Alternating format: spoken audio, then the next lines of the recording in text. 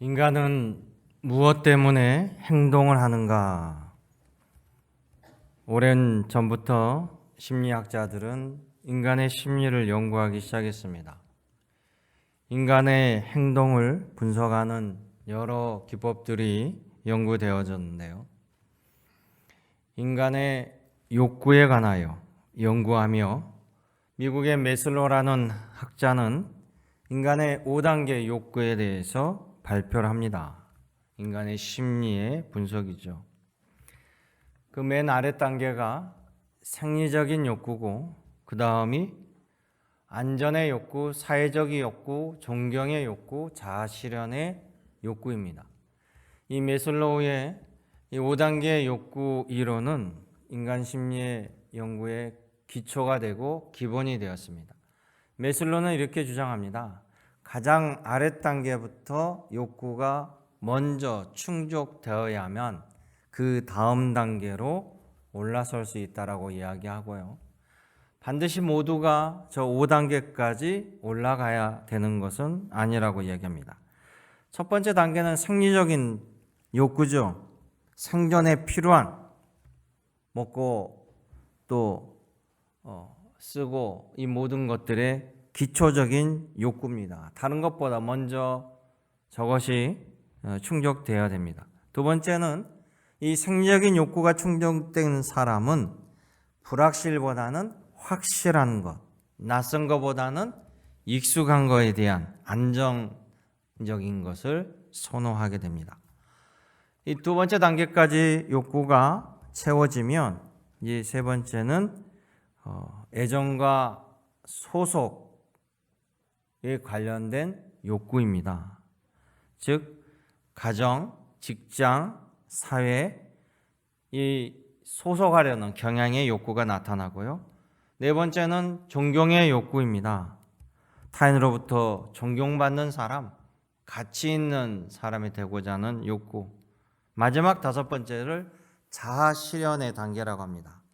자신의 타고난 능력, 잠재력 최고로 발전시키려는 그 욕망으로 인하여 여러 가지 행동들이 나타나게 된다는 것이죠. 즉 인간의 행동에겐 이 기본적인 욕구들을 죽을 때까지 해결해야 됩니다. 자, 하나님의 아들로 이 땅에 오신 예수 그리스도, 그는 하나님은 영이시지만 예수님은 육신을 입고 오셨기 때문에 바로 인간의 이 기본적인 욕구나 속성을 그대로 가지고 계십니다. 예수께서는 그래서 우리와 똑같이 육신을 유지하기 위해서는 음식을 드셔야 되죠. 하나님은 영이시기에 그러실 필요가 없지만 희노애락 모든 것들 예수님께서는 우리와 같습니다. 예수님은 공생애를 시작하기 전 유대 광야에서 40일간 금식을 수행합니다. 자, 유대 광야, 저런 척박한 곳이 바로 예루살렘을 빠져나와서 여리고를 지나가면 그 다음부터는 사해 바다까지 계속해서 광야가 펼쳐집니다. 그 다음 산을 보면 그 광야에서 저 시험산이라는 곳에서 예수께서 광야에 40일 묵상하시고 기도하시며 마귀에게 시험을 당하십니다. 그래서 시험산이라고 하죠. 그 다음 성화인데요. 바로 예수께서 이 세 가지로 마귀에게 시험을 당하는 것을 성화로, 다음 장면이요. 이렇게 다양한 그림이 성화로 있습니다. 첫 번째는 바로 예수님에게 다가온 마귀는 뭡니까? 먹고 사는 생리적인 문제. 40일간 금식하셨죠. 두 번째 마귀는 바로 생명과 안전에 대한 욕구를 건드립니다. 마지막 세 번째는 자아 실현의 욕구라고도 하고 권력에 관한 욕구이기도 합니다. 자, 예수님이라면 인간이 겪어야 할 이 욕망의 문제를 어떻게 예수님은 이겨내셨을까? 모든 인간은 이 욕망을 이루기 위해서 악해지기도 하고 죄악에 빠지기도 하고 이기적이 되기도 하고 인간성을 상실하기도 합니다. 그런데 예수님은 이 문제에서 승리하셨습니다. 오늘 본문은 그것을 우리에게 보여주고 우리는 바로 예수님의 승리하는 것을 주목해야 됩니다. 여러분, 먹고 살기 위해서 수많은 사람들이 거짓되고 악하고 수단과 방법을 가리지 않고 살아갑니다. 또한 과도한 안전을 위해서 남을 위험으로 내몰고 자신만이 살고자 하는 이기적인 선택을 하는 사람들도 많이 있습니다. 권력욕을 이루기 위해서, 자기 자아 실현을 이루기 위해서 양심을 사단에게 파는 악한 자들이 너무나 많이 있다라는 것입니다. 과연 하나님이 만드신 세상에 무엇이 인간으로서 하나님의 성품과 형상을 닮은 인간으로서 잘 사는 길일까요? 과연 이 땅에서 바른 길, 옳은 길, 하나님이 기뻐하시는 길은 무엇일까요? 바로 승리의 길이 되는 그 길의 원리는 간단합니다. 창조주 하나님께서 온 세상의 통치 원리, 인생의 궁극적인 종착역을 알면 된다라는 것이에요. 그것은 하나님의 뜻을 분명히 안다라면 우리는 눈에 아무리 좋아 보여도 멸망길이 아닌 생명의 길을 선택할 수 있습니다. 예수님은 그러죠. 넓은 길을 가지 말고 좁은 길을 가라. 그것이 곧 생명의 길이니라.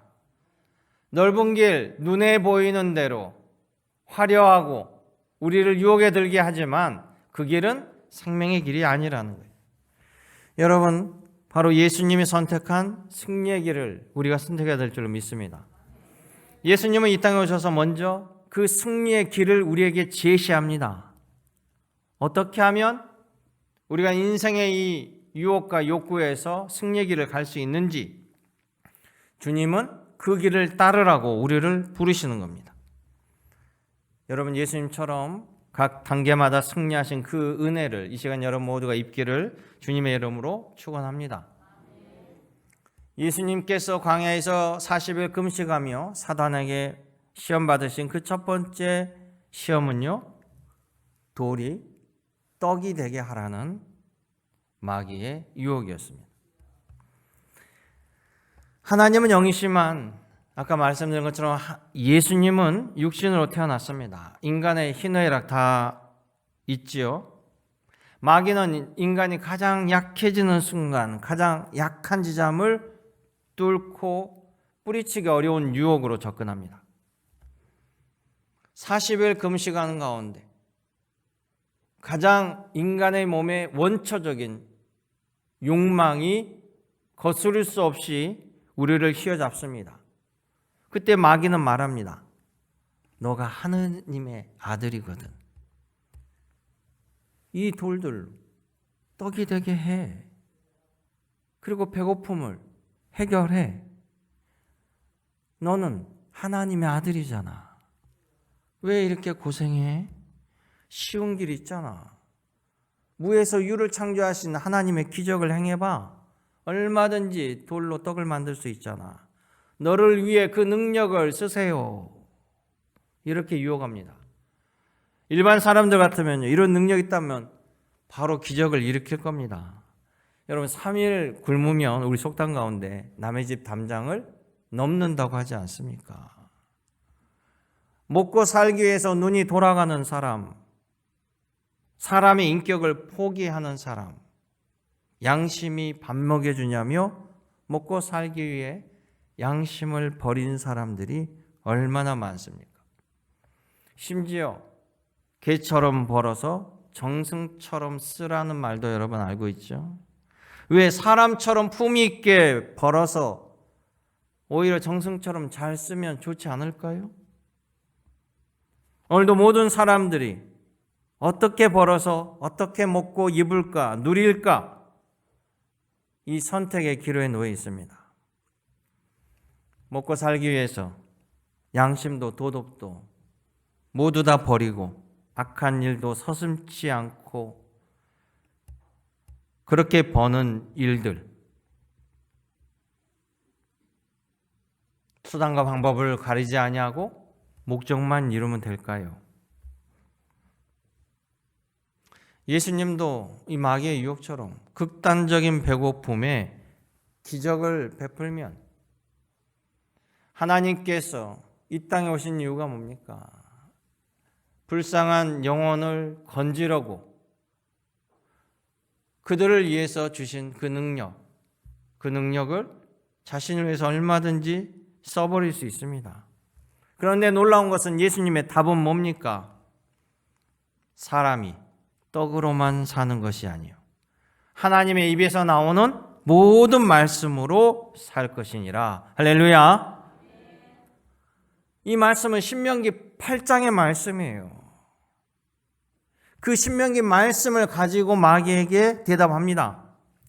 예수님은 그 대답을 나중에 제자들에게 다시 이렇게 가르칩니다. 너희는 무엇을 먹을까, 무엇을 입을까 염려하지 말라. 이것은 하나님을 알지 못하는 이방인들이 구하는 것이니라.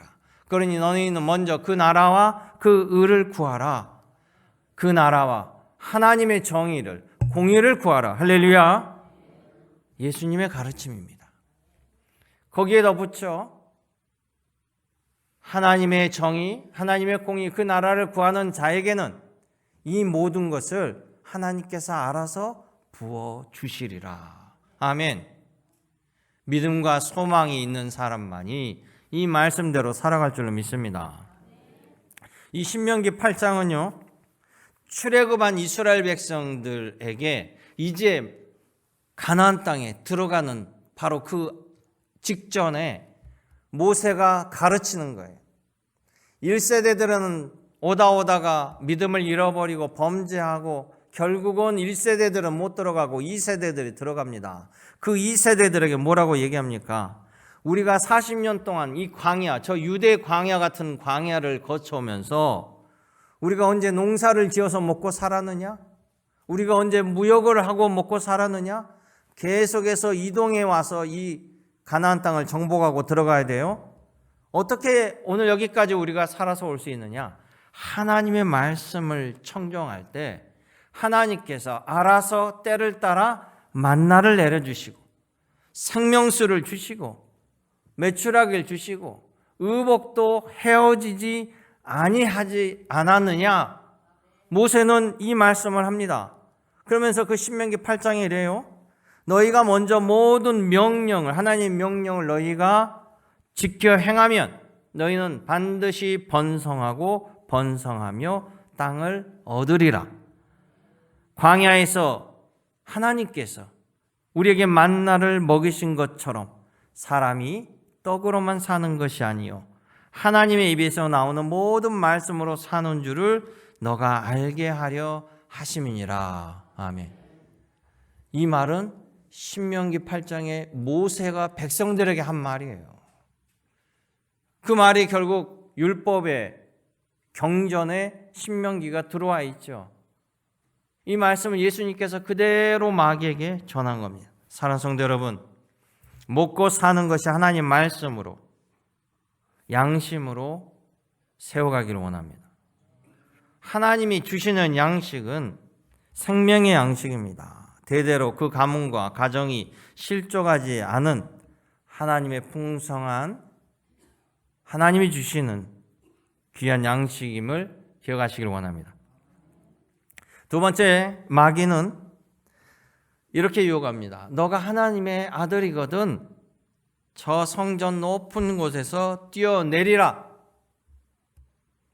성경 말씀처럼, 너가 좋아하는 하나님 말씀처럼 하나님의 손이 받아준다고 하지 않느냐? 이렇게 유혹을 합니다. 마태복음 4장 5절에서 6절이죠. 순식간에 예수님을 성전 높은 꼭대기로 데려갑니다. 여러분, 사람이 높은 곳에 서 있으면 다 움츠합니다. 그죠? 떨어질까 봐. 무섭잖아요. 아무것도 모르는 아이들도요. 높은 곳에 부모가 데려가서 이렇게 위험한 쪽을 바라보면 아이들도 막 붙잡고 난리쳐요.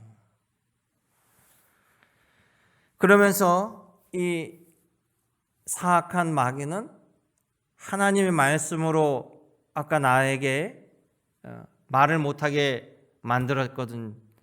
이제 그러면 내가 하나님의 말씀으로 당신에게 물어보겠다는.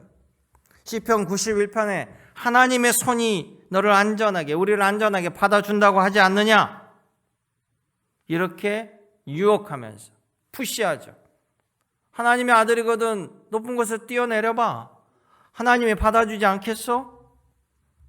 저는 이 유혹이 바로 우리 신앙인들에게 주는 유혹이라고 생각합니다.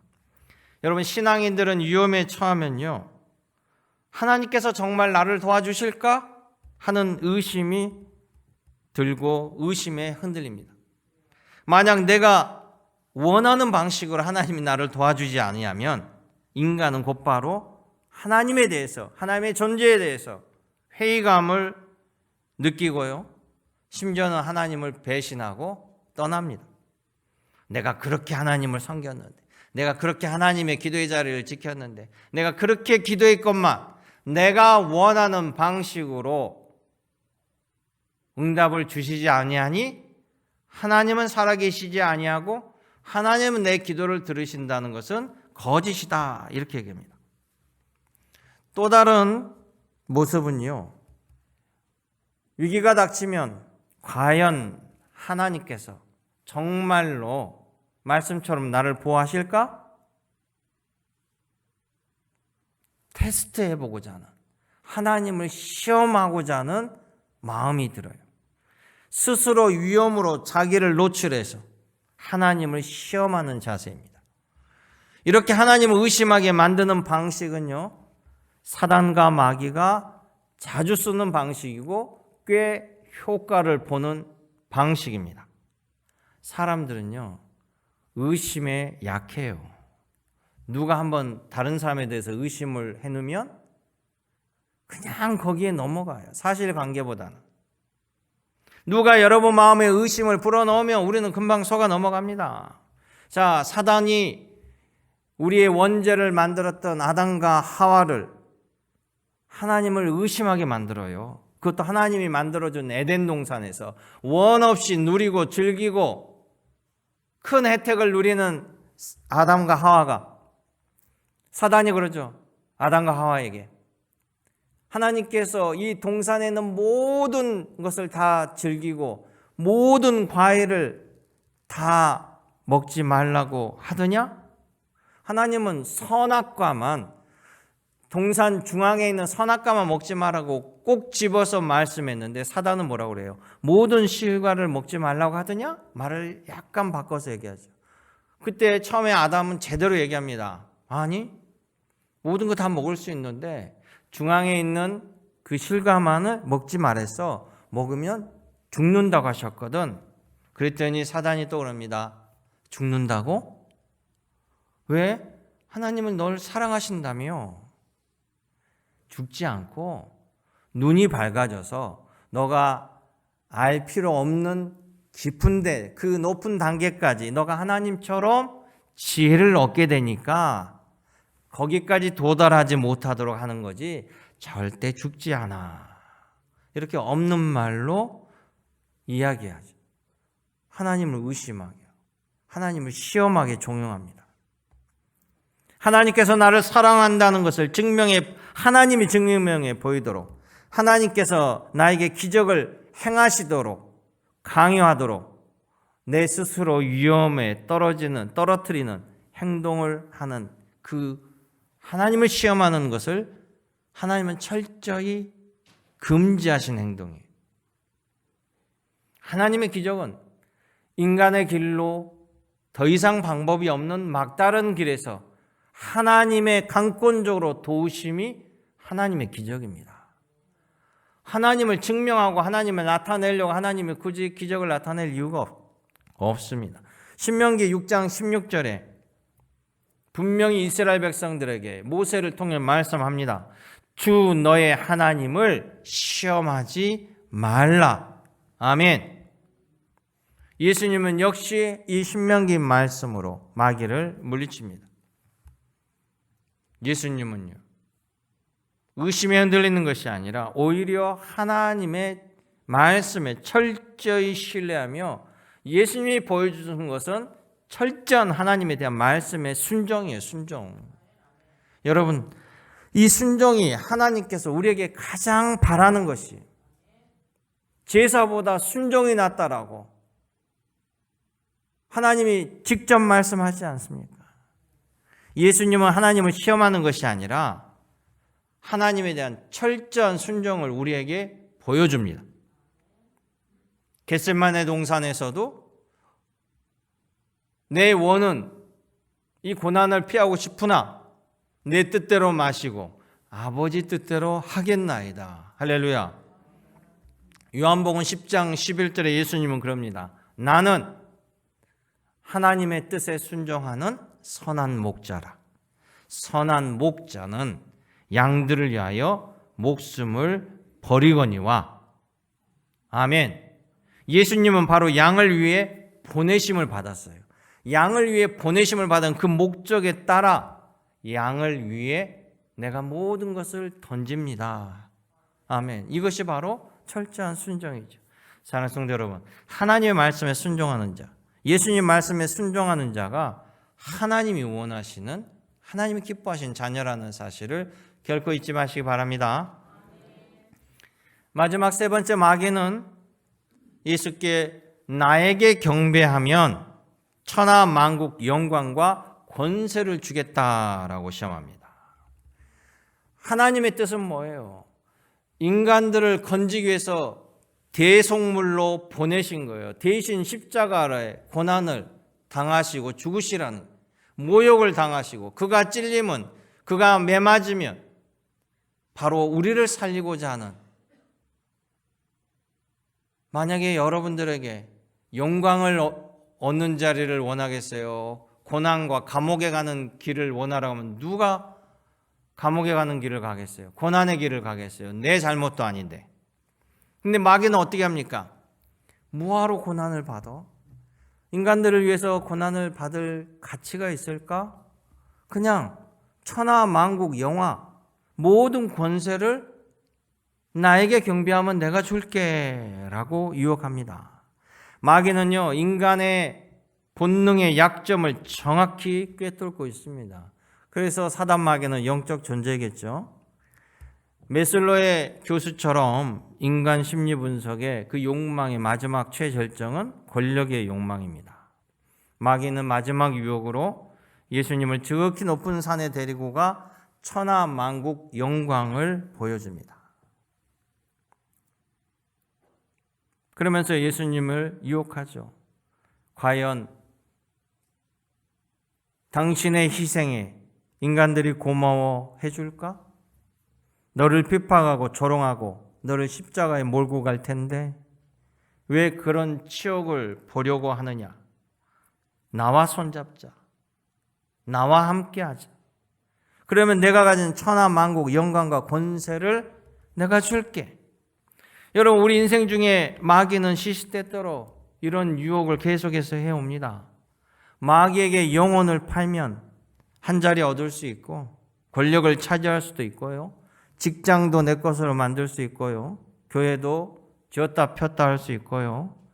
호의호식 할 수 있는 길이 보입니다. 예수님 팔고 얼마나 잘 사는 교주들도 얼마나 많아요? 예수님 팔고 얼마나 멋대로 사는 교인들이 얼마나 많습니까? 예수님의 이름에 간판을 걸고 사업하는 직장들도 얼마나 많습니까? 그러나 예수님의 정신은 상관이 없어요. 양심을 팔고 신앙을 팔고 그렇게 물질을 얻으면 새로운 찬란한 자신의 세상이 펼쳐지는 듯 합니다.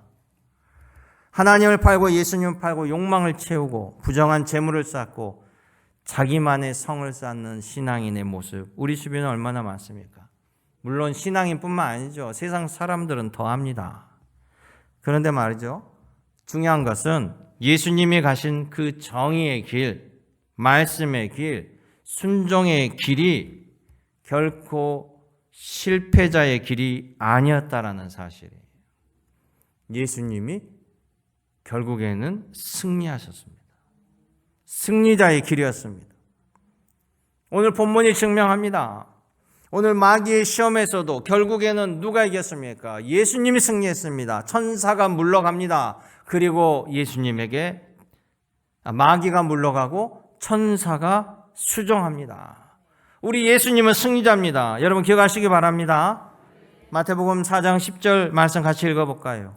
이에 예수께서 말씀하시되 사탄아 물러가라 기록되었을 때 주 너의 하나님께 경배하고 다만 그를 섬기라 하였느니. 아멘. 이 말씀 하나에 마귀는 예수님을 떠납니다. 자신의 모든 유혹이 실패한 거죠. 그리고 천사가 수정합니다. 여러분 예수께서는 마귀의 끝이 어쩐 줄 다 아시는 거죠. 그들은 실패자예요.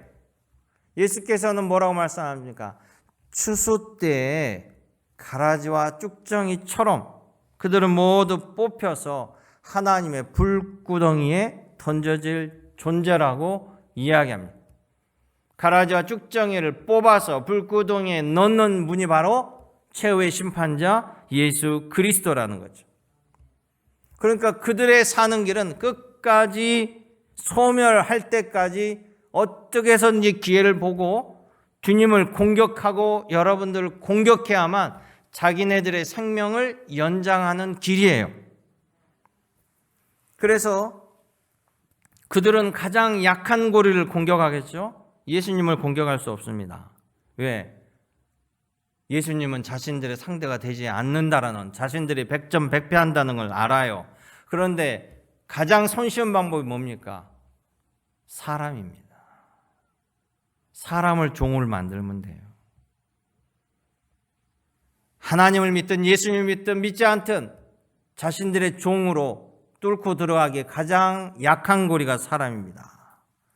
마귀는 이때 물러나지만 다시금 곤토중내에서 예수님을 직접 공격하는데 나타난 것이 바로 가룟 유다에게 나타나는 거예요.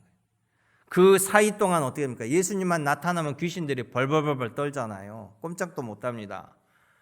호시탐탐 노리고 있다가 가룟 유다의 그 약한 고리에 뚫고 들어가서 예수님을 십자가에 못 박게 하죠.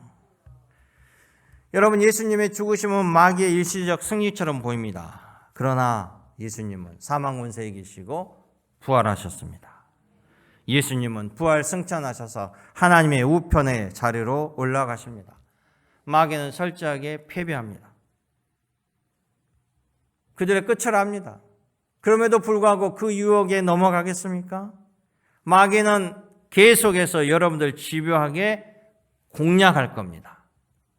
그러나 우리에게는 백전백승의 길이 있습니다. 그게 바로 예수님의 승리의 공식입니다. 이 공식으로 나가면 우리도 이길 수 있습니다. 사랑하는 성도 여러분, 예수님의 승리의 공식은 뭡니까? 사람이 떡으로만 사는 것이 아니라 하나님의 입에서 나오는 말씀으로 산다는 것을 기억하시고 그 길에 서기를 원합니다. 두 번째는 주 너의 하나님을 시험하지 말라는 거예요. 유일하신 하나님께 너는 마음을 다하고 뜻을 다하고 힘을 다하여 주 하나님을 사랑하라. 이것이 바로 우리의 길입니다. 세 번째, 모든 유혹에 대해서 하나님과 대적하고 예수님과 대적되는 그 유혹에 대해서 사단아 물러가라. 주 하나님만 경배하고 주만 섬기리라. 아멘. 이런 고백이 나오는 믿음의 권속이 되시기를 주님의 이름으로 축원합니다. 참 좋으신 아버지 하나님, 주님은 승리의 길을 보여주셨습니다. 흔들리지 않는 마음으로 회개하며 참여하며 승리의 길에 동참하는 믿음의 자녀로 삼아 주옵소서. 예수님의 이름으로 기도드립나이다. 아멘.